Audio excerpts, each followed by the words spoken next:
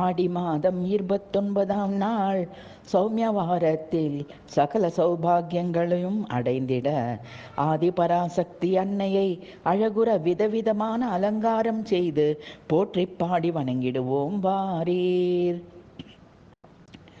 ஒவ்வொரு நாளும் ஒவ்வொரு கீதம் உனக்காகவே பாடுகிறேன், நீயும் கீதம் கேட்டிட வர காத்திருக்கிறேன். மாமலர் மீதில் எழில் ஸ்ரீதேவி, வீணை ஏந்தும் போதில் வாணி, சூலம் ஏந்தும் போதில் காளி, எல்லாம் நீதானே தாயே. உன் இருவிழி கருணை பார்வை கண்டதுமே தொடர்ந்து துரத்தி வரும் முன்ஜன்ம வினைகள் பயந்தே ஓடுதம்மா. சாந்த ஸ்வரூபினியே, உன் புன்னகை முகம் கண்டால் என் மன சஞ்சலம் எல்லாம் அகலுதம்மா. சங்கரனின் மனம் கவர்ந்த உன் எழில் உருவம் காந்தம் போல் என ஈர்க்குதம்மா.